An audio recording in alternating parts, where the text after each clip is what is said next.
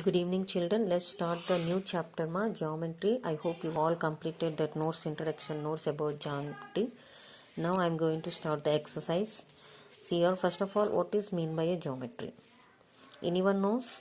See, geometry, that concept which can be deals with the lines, points, figures, shapes, like geometrical shapes like lines, point, circles, angles. These all will come under these geometrical shapes. Now coming to the exercise, last year we learned, right, something about this geometry. Based upon that, some recap exercise they gave, which you learned already in the last year. Now write true or false. See my here, two parallel lines intersect. Intersect means crossing each other. Here parallel lines means what? The same direction lines which cannot be intersect. But here they intersect they give. So it is a false. Now coming to the next one, a closed shape having four sides is called a triangle.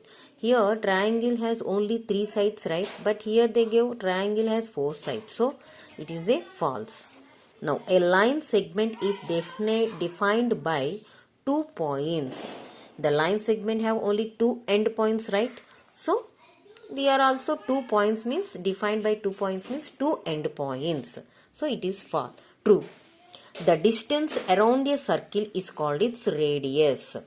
False. The distance around the circle is called a circumference one, not a radius. So it is a false. The diameter is double the radius. Yes, true.